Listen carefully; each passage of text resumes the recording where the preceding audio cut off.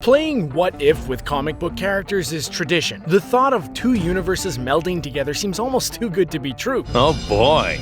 But CBR has delivered an amazing What If scenario, finding the best Dragon Ball Z villains that belong in the DC universe. We're still not sure who would, so let's get started and you can be the judge. For those of you who love ad-free viewing and free things, we're excited to announce the Premium Network. The Premium gets you early access to videos from CBR, The Gamer, Screen Rant, and many other great channels. Thousands of videos in one place with ad-free browsing. How sweet is that? Sign up for free The Premium by clicking the link to start binge-watching videos from your favorite channels. There's only one way to transform into your final CBR form. Super subscribe to our channel and super share with your friends. Too bad all the fights won't be this good. Cooler. Family issues are at the core of most DC characters, whether they're orphans like Batman or adopted like Superman. All complex characters in comics tend to have tragic backstories. Dragon Ball Z is also filled to the brim with complicated ancestral trees, which is probably why the two worlds go great together. When your dad is King Cold and your brother is Frieza, your family reunions are more volatile than Deathstrokes, and that's saying a ton, as all of his kids ended up as Ravagers. When Cooler bust onto the scene in the movie Cooler's Revenge, most of his adversaries were confused, thinking Cooler was actually a reincarnated version of his brother. He wasted little time in letting everyone know that he was not his younger brother, stating he wanted to kill his brother several times. Apparently, he never got around to it. Those good old days, the younger times of Frieza and Cooler, is a story we're still dying to see. After his defeat by being tossed into the sun, ouch, Cooler returns as Meta Cooler. His consciousness is absorbed into the Big Getty star. He reappears as a much more mechanical version of himself, making him the perfect adversary for DC's Cyborg. A battle of technologically evolved beings would be awesome. Captain Ginyu and the Ginyu Force. If there's one thing every universe needs, it's a quality team of bad people doing bad people things. Destroying worlds, robbing banks, cheating at checkers. Really diabolical stuff. The DC universe has tons of teams, but adding Captain Ginyu and the Ginyu Force would be a welcome addition. These guys really pack a punch too. Captain Ginyu can switch life forces with an opponent, and Goldo can freeze time. If they were to enter the world of DC, they'd be in immediate contention for top team, maybe even more powerful than the Suicide Squad. The Suicide Squad is a group of villains given an opportunity, or forced against their will, tomato tomato, to work for a shady government organization. Usually asked to perform missions the good guys can't or won't, Task Force X, as they're also known, usually causes a ruckus while trying to save the day. The Ginyu Force, led by Captain Ginyu, are the super elite of Frieza's galactic army. They're a group of warriors, each with their own special power that works well as a team. They also like to pose randomly during battle. Their color-coded outfits, along with their power sets and their desire to roll call during a fight, bear a more than striking resemblance to Super Sentai, better known as the Power Rangers. Now you've done it. Zarbon.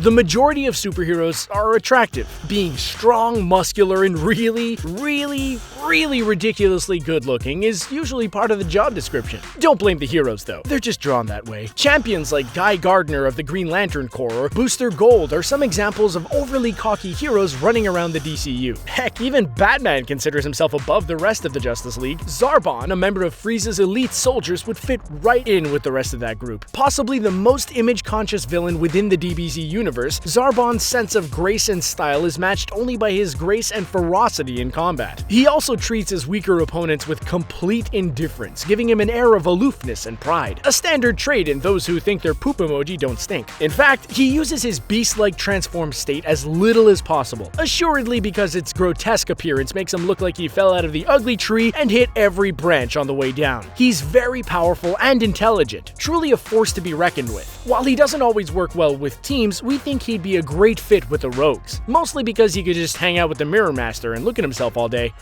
Peel-Off Gang. Not every opponent has to be so serious. DC is full of evildoers with a sense of humor, as well as not-so evildoers who are just page fillers for heroes to punch in the face. The Joker always tries to make people laugh, right before killing them. At least he puts the bad in bad guy. Jobbers like Clock King, Rainbow Rider, or Captain Boomerang don't even put fear into the eyes of the public, let alone any superpowered hero they have fisticuffs with. Dragon Ball Z has no problem giving its villains a sense of humor. None may be less less intimidating but more loved than the Pilaf gang. While never feared, they're more like Pinky in the Brain than the Joker. They have made enormous contributions to the series as a whole with their comedic relief and childish beliefs of world domination, making them a perfect fit for a series like Dragon Ball. The leader of this ragtag gang is Emperor Pilaf, a short imp who desires to take over the world using the Dragon Balls. His dream to rule always fails. He brings two main henchmen along for his shenanigans, claiming to have more henchmen, though none have ever been seen. Nappa. When you're extremely tall and overly muscled, your career options can be limited. You could play sports, maybe be a professional wrestler. You could definitely be a superhero or supervillain with enough training or an unforeseen accident. While size doesn't matter much in the world of Super Saiyans, as many of the DBZ characters are just over 5 feet tall, Nappa stands head and shoulders above most of the Dragon Ball Z universe. A veteran Saiyan warrior, Nappa has a profound love of destruction. He easily takes out multiple military forces without breaking a sweat. Though a Saiyan, his genetics prevented him from getting that sweet and uncontrollable spiky hair. What he lacks in follicles on the top of his head, he makes up with his lip warmer. Dude's got a seriously sweet stash. His size and power set would make him a formidable foe in the DC universe. One could just imagine his hulking presence attempting to break Batman's back like Bane did, or blowing up an entire city with his volcano eruptions technique. With his loud brawler style of fighting, Nappa is certainly one of the more memorable henchmen in both worlds. Broly has other plans for you. Broly. Broly remains a fan favorite from the Dragon Ball Z series, but most fans will agree that 2/3 of his movies, which isn't great odds as he only had 3, were trash. Yet we can't deny that he bathed in awesomeness during his first appearance. Broly is introduced as calm and stoic, but eventually his true nature as a brutal, battle-thirsty Saiyan takes over. He's known as one of the most brutal people in the series, and would give the DC universe the Hulk-like character it desperately needs. Someone who gets stronger as they get angrier. In fact, it's said that Broly was born with a power level in the thousands, making him one of the strongest Saiyans in existence. Broly is a controversial villain among the Dragon Ball fanbase. Some people consider him overrated, yet he's extremely popular. He's the only villain to get 3 movies devoted to him. Whatever fans think, no one can deny that he is a legend. Literally, it's revealed during his first movie that once every 1,000 years, a legendary Super Saiyan whose power surpasses all known limits is born. That would be Broly. While fans may have wished for a proper saga devoted to Broly, everyone agrees the introduction of Bio Broly in the 3rd movie was a poor choice for such a good bad guy. Let us continue. Cell. There are a lot of androids in Dragon Ball Z, many of them bad, and all of them would fit well within the DC universe. Androids 19 and 20 weren't intimidating, and while 17 and 18 were powerful, they had the most unoriginal motive in DBZ, killing Goku. Then Cell came along. The ultimate creation of Dr. Gero, creator of all the androids. Cell had a cool time travel origin and powers matching the show's strongest fighters. He actually looked like a rough and tough bad guy. Plus, he pulled a classic comic book villain move, organizing a tournament, the unoriginally named Cell Games, where the world's best fighters attack him so he can test out his strength. While Cell is a good villain, his many forms make him a fan favorite, and a force to be reckoned with. Well, maybe not semi-perfect form, because he sounds like he has a mouthful of marbles. He speaks just fine in perfect form though, one of the most popular as his entire story arc built towards that transformation. Perfect Cell was cool, but Imperfect Cell is the form that everyone always points to as the creepiest villain in the franchise. His most insect-like and menacing form with a predatory personality. This form, an early one, is most evil as his further transformations increasingly humanize him.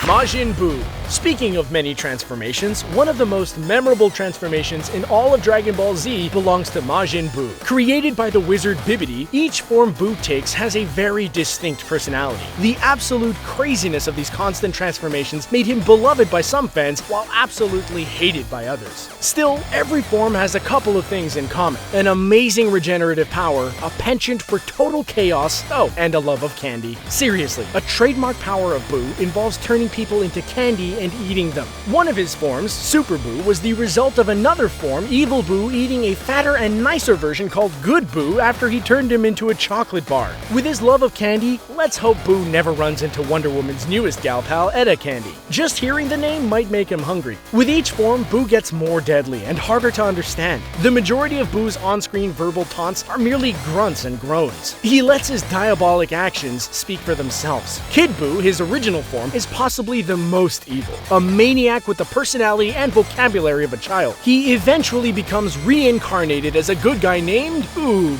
Beerus. One of the most powerful characters in all of Dragon Ball Z, Beerus can rip planets to shred if he doesn't get his dinner, or lunch, just food whenever he wants. The only thing bigger than the literal god of destruction's appetite is his temper. One of the newest characters in Dragon Ball Z, Beerus recently made his debut in Battle of Gods in 2013. He's considered the second most powerful being in all of the DBZ universe. The only one stronger is his mentor, Whis. The DC universe has its fair share of all-powerful villains. Characters like Darkseid, Parallax, or the Anti-Monitor. All of these have required the entire Justice League, and more to defeat them. While Beerus seems like he would be too powerful to fight the heroes of DC, we'd like to think that they've earned at least a chance with their past world-saving heroics. Still, it'd be a long shot. Throughout Battle of the Gods, Beerus seemingly toyed with the Saiyans, including the strongest Goku. He even overpowered the combined attacks of several Z-fighters at once. It took Goku turning into Super Saiyan God form to even hang with the Sphinx Cat Death Machine from outer space. He still didn't beat Beerus, who admitted he held back during their fight but was impressed enough not to destroy Earth. Frieza.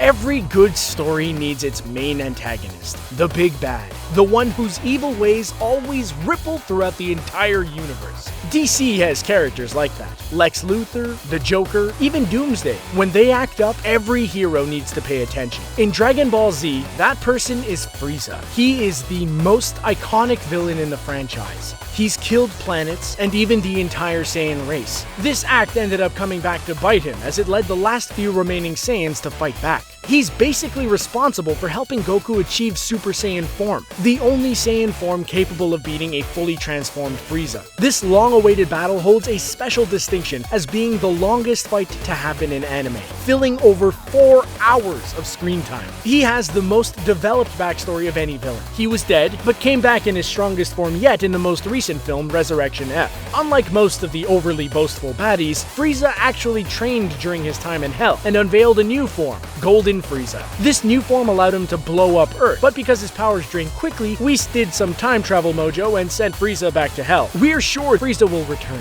That's one heck of a sneeze! So what do you think? Would anyone in the DCU stand a chance against the Super Saiyans or their villains? Let us know in the comments below. Don't be the last to get the best first. Like, share, and subscribe to CBR to make sure you get every awesome video on our playlist. Thanks for watching!